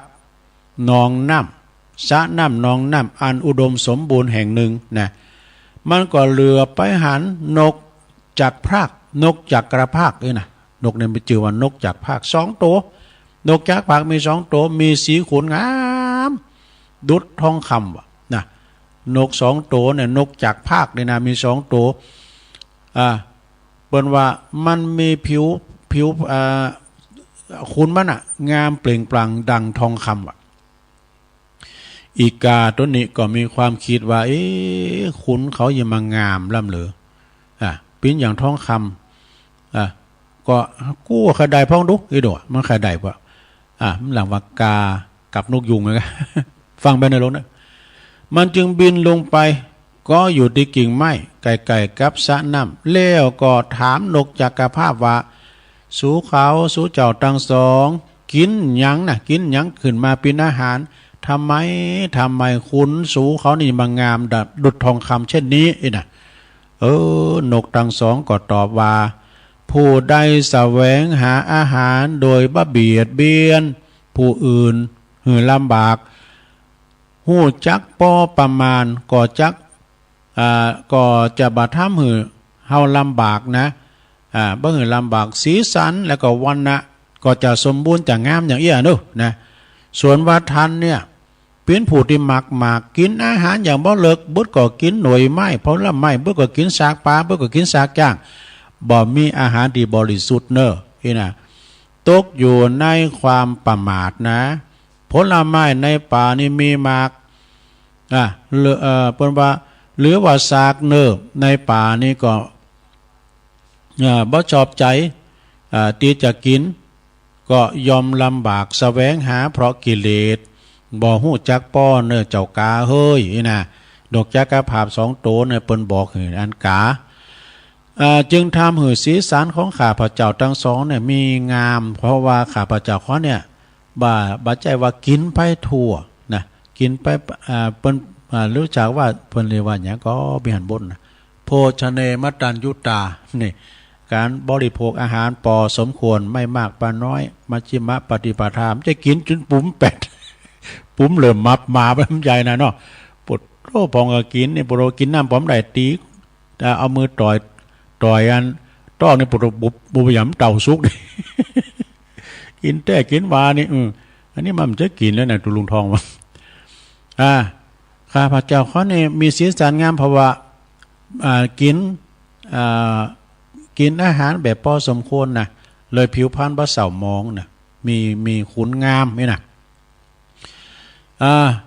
แล้วก็ปิ้นตีนนะหักบ่ลังเกตแล้วก็โซนเจ้านี่กินบ่เลิกก็เลยบ่หน้าหักบ่หน้าที่บ้านบ่ฮู้จักป้อกินบ่ฮู้จักป้อจึงทำให้สีสันของท่านเนี่ยเป็นสีดำเป็นกาวะนะแล้วก็ข้าพเจ้าเขาในมีสีสันว่านะต้องงามของท่านนี่มันเศร้ามองมันดำอยู่หั่นแล้วกาในกาดำหรอกแล้วก็เป็นผู้ที่รังเกียจบรรณาคบหาเด้อครับสำหรับคุณสำหรับรถเจ้าที่ว่ากินอาหารบ่เลิกกินบ่ฮู้จักปอขนาดซากจ้างมีหันกินได้เป็นเดินปุงมันกินถึงวันมันก็กายมันก็แล้วสูกามันบานะอย่างคุณนะว่ากินกระจอกผักกาดมันไม่ได้กินลาบมันบาลามกากานั้นได้ยินกรรมต่างอันตีเตียนนินทาแทนที่จะหลับฟังซ้ำว่ากับบ่พอใจกับนกทั้งสองว่าบ่พอใจบ่ยอมบอกที่ว่าสู้เจ้าทั้งสองบ่ยอมบอกนะต้องกินสิ่งใดที่มีคุณงามก็ปนหรือว่ากินพอประมาณมันจึงตวาดเดือดดาหือกับนกจักรภาพทั้งสองแล้วก็บินจากนี้ไปเป็นที่สุดบินหนีไปว่าจบในกาลต่อมากานั่นก็คือภิกษุละโมบนั่นเองนะส่วนว่านกจักรภาพคือนกตถาคตแล้วก็นกจักรภาพตัวเม่นนั่นก็คือมารดาของพระราหุลขอคิดเรื่องนี้เพิ่นบอกว่าควรหูจักปอใจในสิ่งที่หาได้โดยกำลังของตนจบสดาญาโยมนะเรื่องกินเรื่องหวานเนาะอันนี้นะสดาญาโยมทั้งหลายเป็นนิทานกล่อมนิทานธรรมสดาได้ฟังกันเนาะยังมีทั้งอยู่สดาโอ้กำลังจะได้ชั่วโมงที่แล้วได้ตี 4แล้วเนอะยังเจ้าอยู่นะผ่านไปละ2อย่างเอาเข้าห้ามไว้ก่อนบ่เนาะเอาเข้าห้ามทำบุญได้หลายอย่างนะทำบุญได้หลายอย่างปิ้นจะได้ลองฟังแล้วลงเด้อ เปิ้นว่าข้าวห้ามการทำบุญได้หลายที่นะเปิ้นก็บอกว่าพระพุทธองค์เปิ้นทรงตรัสไว้โลกจะอยู่ได้อย่างไร้ปัญหาก็เพราะคนเฮามีความเมตตาหักกรุณาต่อกันทุกผู้คนตีเข้มแข็งมีแห่งต่อสู้หือความอินดูเปื่อนป่องนี่ หือความอินดูเปื่อนป่องบ่เอาเปรียบกันหักฉันปีน้องหักฉันปีน้องจวยเหลือปกป้องดูแลคนมีความหูอยู่สูงอยู่เหนือแปรก็บ่ลังแกคนตีต่ำต่อยนี่คนปิ้นเจ้านายหันใจผู้น้อยเล่งดูพอก้อยเขานั่น คนฐานะดีมีตึกหลายจั่นจอยคนอยากกันจอยคนอยากกันมีงานนี่นายทุนตุนเต่าจางนายทุนตุนเต่าจางเขาเยการตามความชำนาญไผมันเตอะเจ้านี่คนรวยมีงานคนผานได้เข้ามีเงินบรรเทาอยากไล่น้ำยอมปึงเหือเสือยอมเปิงไม่ไผจวยกันได้จวยไปป้าจอมป้าฝักจักลำถูกใจต้องปึงจักไข่ซอยใส่ยำสานี่แต่กันเนาะ มันมันทำบุญต่อทุนไปหนาโดยใจศรัทธาแน่ชัดการจะทำบุญวัดใจกาวัดดาจัดขันเข่าไปตานนะแหล่งทำบุญนี่มีหลายสถานอย่างในโรงพยาบาลตันก็ทำได้มอบเงินซื้อยารักษา มอบเงินซื้อยารักษาคนไข้บริจาคไปสมทบนี่ตูดเตียงเครื่องมือหมอมีบ่ครบหางบเพิ่มหือดีนาอวัยวะเลิศและดวงตาตานกับสภากาชาดเนอเจ้านี่เปิ้นต้านใดนะสะดาอวัยวะของนี่ตายใหม่ๆเนี่ยนะสะดาเปิ้นจะเอาไปปิ้นหมอใหญ่นะเป็นอาจารย์ใหญ่เปิ้นจะคือว่าซินอินมันต่อในพองไอ้นั่นเนาะนักศึกษาแพทย์เนี่ยเปิ้นจะเห็นหนูตานี่เปิ้นก็บริจาคได้อวัยวะเลิศและดวงตากับตานกับสภากาชาดเนอเจ้าว่าจะหรือว่าจะไปไหวสาคุณเถ่าได้บุญหนักเฮาจาดหนักเนี่ยคนตุกคนพานลูกหลานบ่หักไปพักอยู่บ้านคนชราแต่กันเนาะคนที่ลูกจางหลานไหนเอาไปฝากไว้ปุ่นบ่ล่ะ ซื้อผลไม้กับข้าวกับปลาไปเล่งเปิ้นนาเข้าทาบ่อน้อยแต่กันเนาะบ้านพักคุณชรามก่อนเลยนะบ้านพักคุณชราบ้านบางแคบ้านเชียงใหม่ก็ดีนะมันจะมีนักร้องที่ดังๆนะเปิ้นสั่งชื่อเสียงนะเปิ้นก็จะป้ากันเข้าไปนะไปเล่งคุณเฒ่าแก่ชราโธ่ไปห้องเพลงคุณเฒ่าฟังโอ้อันนี้เป็นเนติแบบอย่างเนอะเป็นนิติแบบอย่างจะว่าเขาห้างเขาล้านก้ามอย่างนี้นะอันนี้ไปทำบุญทำหือปิ้นในที่แบบอย่างวัยรุ่นตั้งหลายก็จะเข่าตัวพอเราบนจัดคอนเสิร์ตก่อนนะซะนะ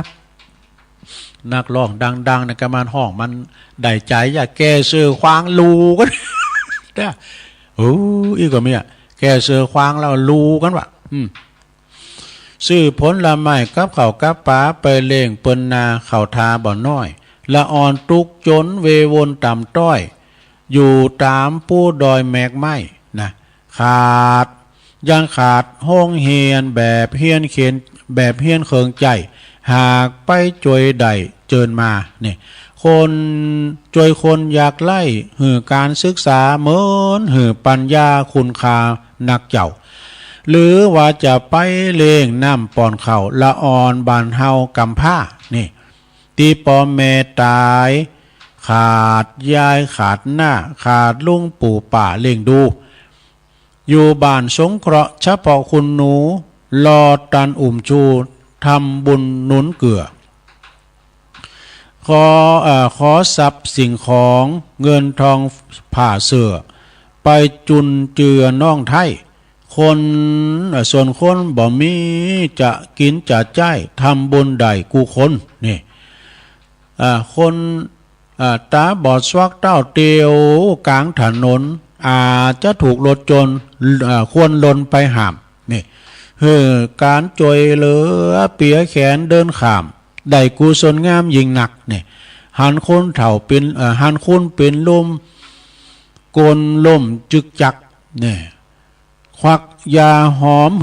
อย่างดีเนี่ยยาหอมตุลุงเอาไปกำซองอันกันนะเอาโต๊ะเก่าเนี่ยหันแก้วแตกเบอร์ไปเจอบ่อนนี้กลัวว่าจะมีคนมายำเข่านี่กลุ่มเก็บควางไก่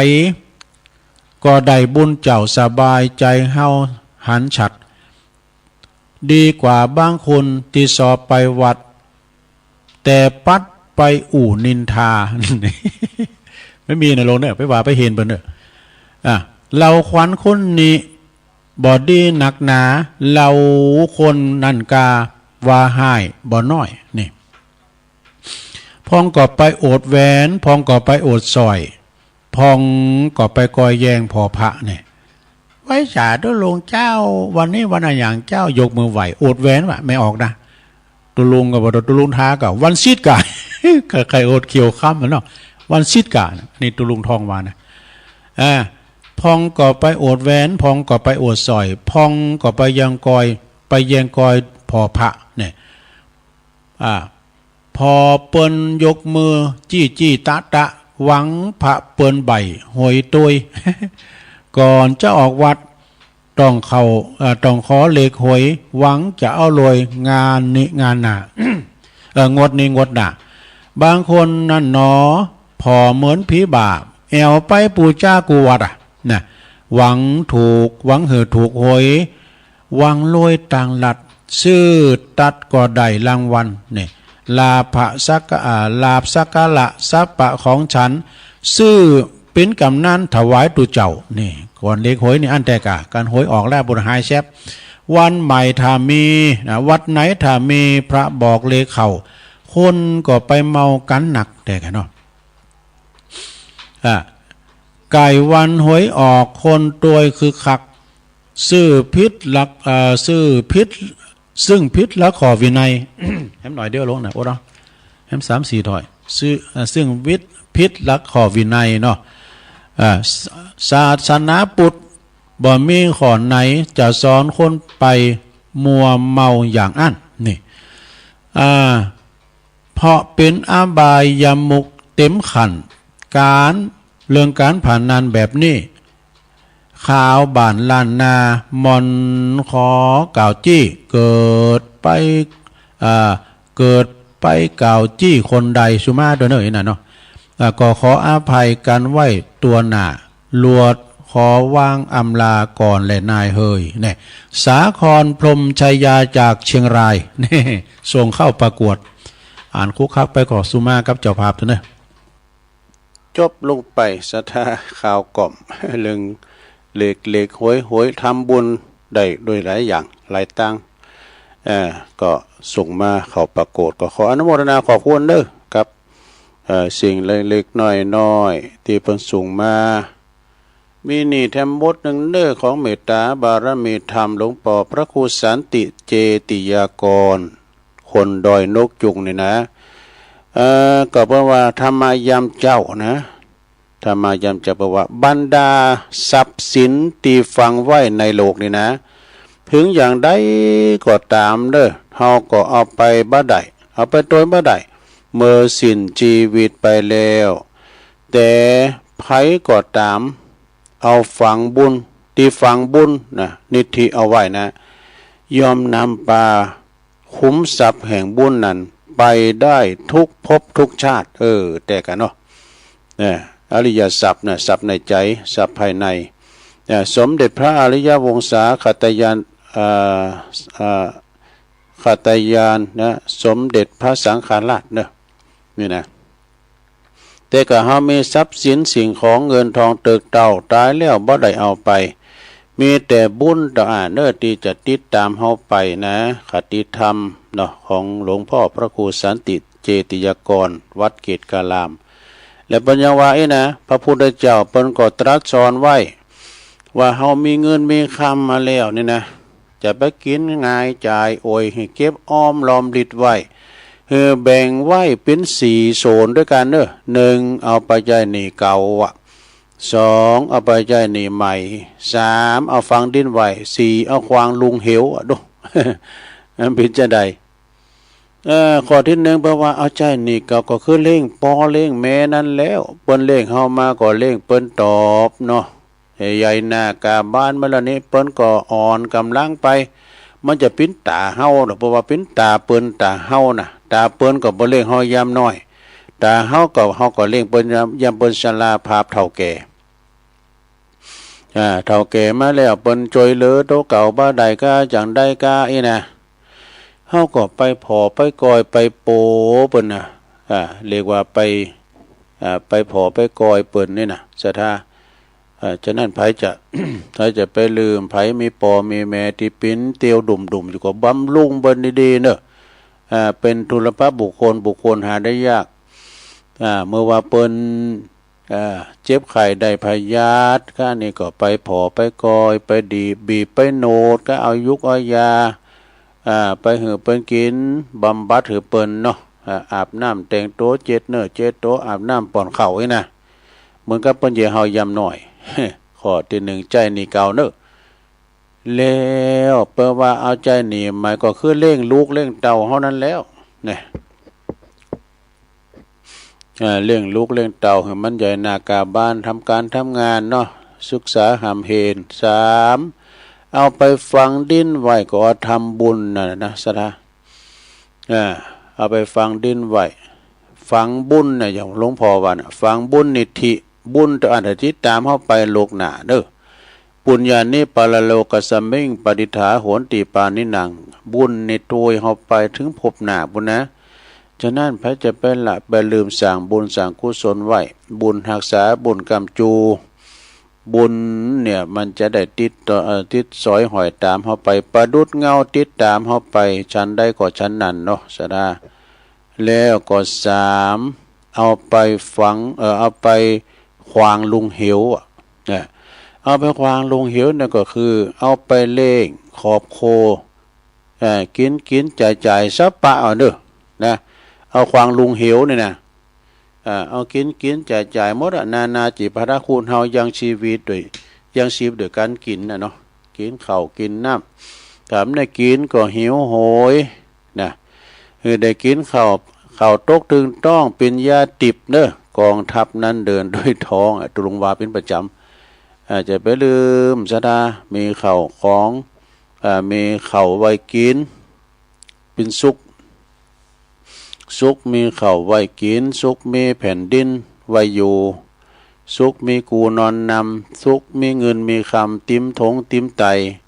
สุกได้อยู่เฮิรนหลังใหญ่มุงกระดานสุกมีลูกมีหลานมานั่งแวดเฝ้าสุกของคุณเท่ากับฟังธรรมเนี่ยเน้อลงเน้อมันจะมีหลากหลายฟังตัวเจ้าเจงใหม่ก็ละปูนก็ลำปางก็เจงไฮไม่นิ่มโมดสัปะสดาฟังไปเตอจืมได้เสียงกากันทำเนาะเขาไปวัดนี่เอากันทำจอมกับ5 บาท10 บาท20 บาทอันนี้ฟังตามอิริยาบถ4จะนั่งนอนยืนเดินฟังได้หมดมีอานิสงส์เนาะการฟังธรรมอันนี้อานิสงส์ทำกรรมหนึ่งอานิสงส์อย่างตุอานิสงส์แห่งการให้ทาน5 ประการคือ1การเฮาหืดทานเนาะผู้ให้ทานย่อมเป็นที่รักที่ชอบใจของชนหมู่มากก็แต่กันเนาะเฮาพอกับเพิ่นแจกทานนะเฮาพอเนาะเพิ่นหืดทานว่ามันยังหนักๆนะโฮงทานนี่ตัวนี้โอ้การเปิ้นจะเปิดโฮงทานเนี่ยมุ่นตุ่มลุ่มเพิ่นไปกินกันนะกะเฮาก็ได้บุญโดยเฮามาแปลงนะอาหารเนี่ยเปิ้นกินน่ะได้บุญขนาดที่เฮาเปิ้นหวยหิวเปิ้นอยากเนี่ยเฮาไปหือเปิ้นได้กินเฮาก็ชอบใจนะผู้ให้ย่อมเป็นที่รักนี่ก็เวลาว่า ใครอยากมีไผเอามาหือมันก็บ่โมนใจบ่สุขใจกันเวลาเฮาหือทานแล้วยอมเป็นที่หักที่ชอบของชนหมู่มากนี่2สัพปุริสะสัพปบุรุษยอมผู้สงบยอมคบหาผู้ให้ทานนี่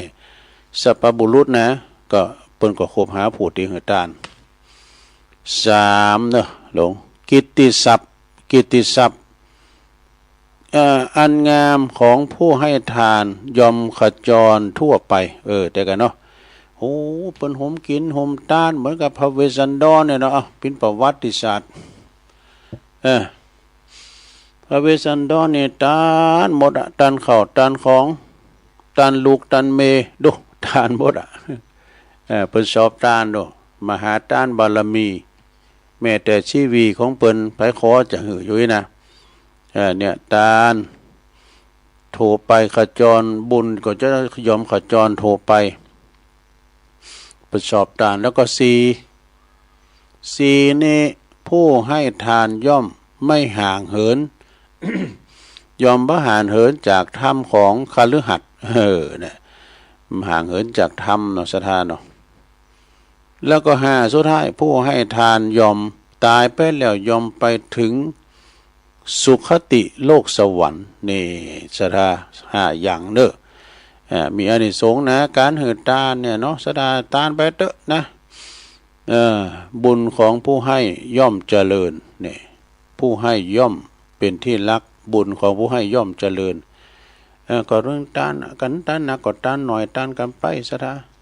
การหืดตานเนี่ยมันชนะการให้ทั้งปวงมีนี่แถมบทหนึ่งนี่ศรัทธาญาติโยมทั้งหลายตีเปิ้นได้เขียนมานะก็ศรัทธาญาติโยมก็ลองฟังไปผลเนอะลองฟังพออันนี้ถึงหมดตุกแก่เนี่ยมันมีเป็นอย่างนะศรัทธาอันนี้เปิ้นบอกว่าดูให้ถึงเนื้อในแล้วใจจะเกิดปัญญาเนี่ยเขาพอคนตีมีการศึกษาอย่าดูแค่เปิ้นเรียนสูงนะเปิ้นเรียนสูงแค่ไหนนะเนี่ยเปิ้นเป็นด็อกเตอร์กันด้วยนะแต่ให้ดูพฤติกรรมการใช้ชีวิตอย่าหลงยึดนะอย่าหลงติดยึดงมงายมากน้อยเพียงใดเนี่ยพอคุณฉลาดเนาะแล้วพอคุณเก่งเนาะพอคุณเก่งอย่าดูแค่มีความสามารถมาแค่ไหนเนี่ยแต่ดูตอนตีชีวิตมีปัญหาว่าเพิ่นจะแก้ไขแก้โดยเหตุผลหรือจะแก้โดยอารมณ์เนี่ยคุณเก่งนะจะนิ่งจะหืมหัวแล้วจะดูคุณฉลาดคุณลักคุณแหลมเนี่ยเนาะสดาเขาจะพอคุณฉลาดพอที่ไหนจะดูคนฉลาดอย่าดูแค่คำพูดว่าดีเพียงใดแต่พอดูดีการหู้จักเงีบเนี่ยหู้จักฟังคนพูดเก่งหรือว่าคุณเก่งเนี่ยหรือจะสู่คนที่รู้ตอนที่ควรเงียบเนี่ยตอนไหนที่ควรเงียบนะก็เวลาว่าขอทำความสงบสัก1 นาทีเนอะน่ะก็ได้หมดตั้งหลังเสกพวกขี้มาโจรไก่ก็บ่นี่อันนี้ดูคนฉลาดเนี่ยต่อว่าดูคนมั่งมีเนาะเฮาจะไปพอที่ไหนพอคุณมั่งมีสีสุกเลยนะพอดูคนมั่งมีก็ดูอย่าดูแค่ทรัพย์สินเนอะว่ามีหนักแค่ไหนแต่ดูในการเสียสาระเฟื่อเผื่อแผ่แบ่งปันหรือไม่นะรวยทรัพย์ก็อยากจนได้แต่ถ้ารวยน้ำใจไม่มีวันจนโอโต้กำในคำคมเนอะถ้ารวยทรัพย์ก็ยังจนได้แต่ถ้ารวยน้ำใจไม่มีวันจนเนี่ยถ้ารวยทรัพย์เนี่ยมันดึงเก็บงำวัตติกมันดึงแบ่งปันมาดึงปันกินปันตาเนี่ยนะอันนี้ก็เป็นเศรษฐีที่อยากจนเหมือนกันเนอะเขาต้องแบ่งบายเปิดมาเหมือนน้ำถ้ามันค้างไว้มืนนี่นะมันจะกลายเป็นน้ำเน่าถ้าว่าระบายออกไปน้ำใหม่เข้ามาเนี่ยโทษใสนะแต่รวยน้ำใจไม่มีวันจน การเข้าลบคนเราจะพอที่ไหนอย่าเข้าลบที่อายุวันหนักหรือน้อยเนี่ยอย่าเข้าลบตีเคืองแบบนะเปิดเป็นตำรวจทหารเป็นนายพลนายพันกันนายนะอย่าไปลบตีเคืองแบบตีนุงห่มสวมใส่เนอะนะแต่ดูที่การใช้ชีวิตเนี่ยว่าอวดเด่นถือดีหรือว่ามีการปล่อยวางมากน้อยเพียงใดนี่สระที่สำคัญที่ดูประวัติที่สำคัญดูสิ่งได้ก่อบัดเตาดูแล้วสะท้อนย้อนกลับมาดูตัวเองแน่ซะนะพอตัวเก่าวันนะลงเด้อพอตัวเก่าของ ตัวเราพอก็พอเหมือนกันนะมันพอตัวเก่าแยงเวียนมันบางงามนะอาตำบลนรกเนาะเบิ่มจรันนะฮะสกาย73อันนี้เปิ้นว่าทุกข์เพราะทำร้ายตัวเองนี่ความโกรธคือการปล่อยว่างให้อารมณ์อยู่เหนือสติเนอะหลงจนหลงเอาความคิดของคนอื่นมาลงโทษตัวเองเนี่ยความโกรธละความโกรธก็คือจิตที่ไหลไปตามความขาดหวังหลงปรุงแต่งเหือกับความคิดนะแล้วก็ภาพมายามาหลอกตัวเองนี่แล้วก็ความเหงาละความเหงานี่เปิ้นก็ว่าบ่มีไผทำให้เฮาโดดเดี่ยวมีแต่เฮาคนเดียวที่หลงสั่งกำแพงขึ้นในความคิดแล้วก็เอามาปิดกั้นตัวเองเนี่ยก็เฮาหังเข้าหมู่เข้าฝูงเนี่ยก็เหงาอากันเนาะอยู่คนเดียวเหงาจังอย่างเพ่งเพิ่นว่านะกะก็เข้าหมู่เข้าฝูงกะเปิ้นกินก็กินเปิ้นแอวก็แอวก็บ่ได้อยู่คนเดียวโดดบ่รู้ดีมดีก็ซึมเศร้านะไปหาเจ้าหมูเจ้าจุ่มพองหันไผก็เอิ้นใส่มองกะเนาะไปเก็บโตลงเด้อ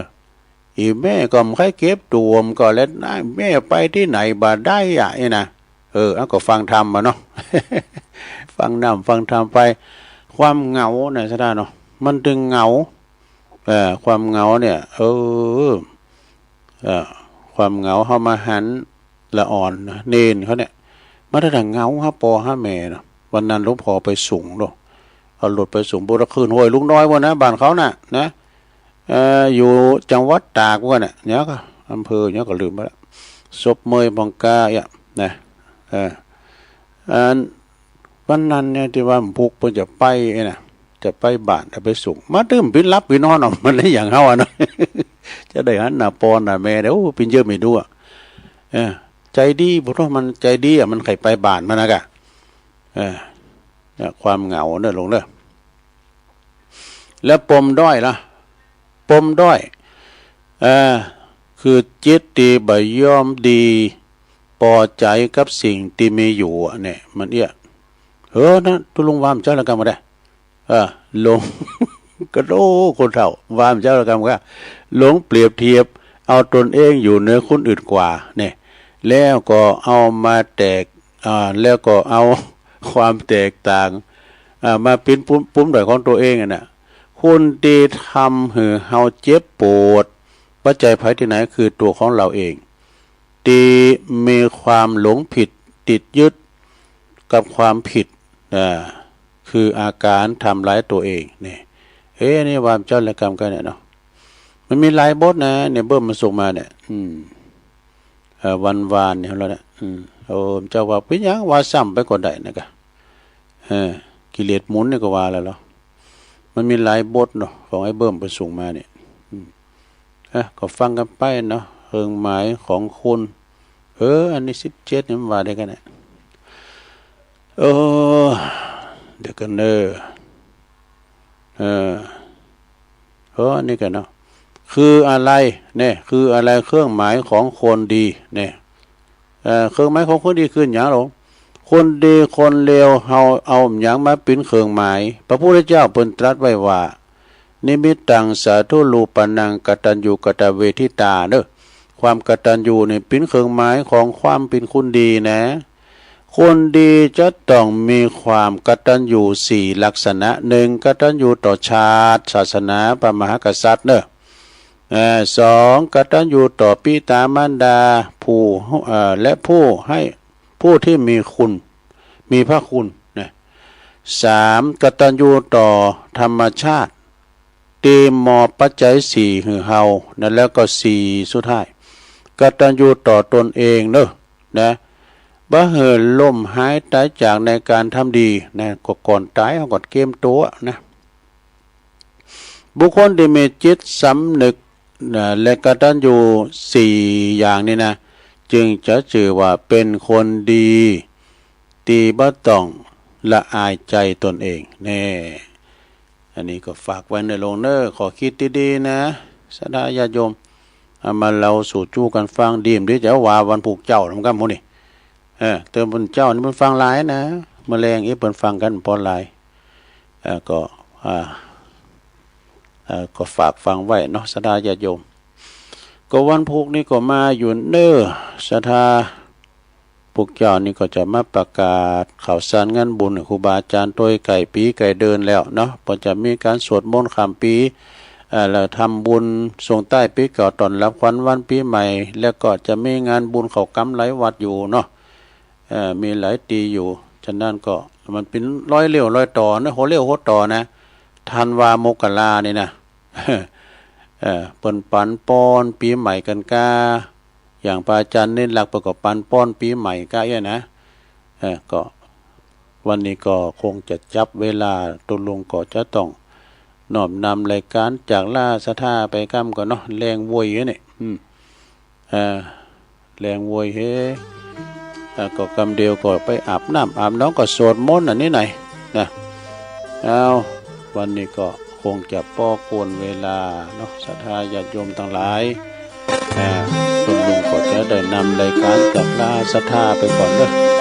ผู้ผิดพลาดประการใดก็ขอสุมาอาภัยครับปอออกศรัทธาปอหน่อยปอนานปอจานนำวัดนาปาดบัณฑิตเปเนอร์ว่าไปตามแบบลูกทุงพินคุณบ้านนอกบ้านนาผู้เจ้าบ้านนอกบ้านนาเด้อผู้ผิดพังเธอไปก็สุมาอาภัยเนาะอยู่นี่มีสุขเหมือนกันกูก็กูควรเนอจัตตาโลธรรมาวัตันติอายุวันโนสุขังปะลัง